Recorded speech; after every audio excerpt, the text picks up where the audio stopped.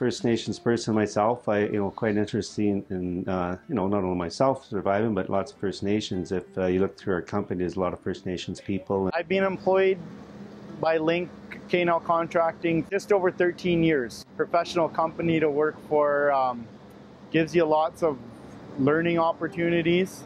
I started just as a groundman, and now I'm the manager of the gravel pit.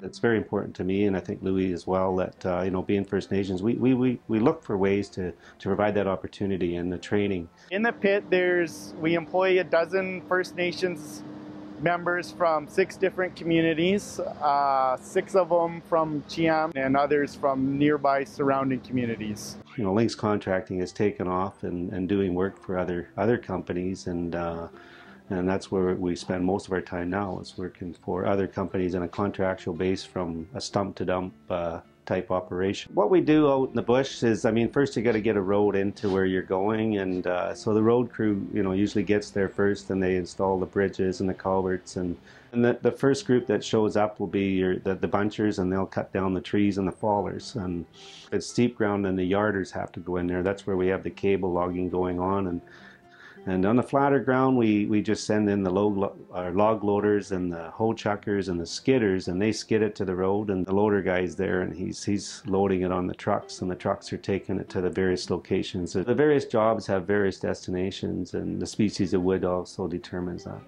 Every job actually has basically a whole bunch of environmental regulations. So the Forest Stewardship Plan, for most logging operations, we have to follow it. So in the Forest Stewardship Plan, it usually identifies any animals that are out there, types of birds, their migrating times.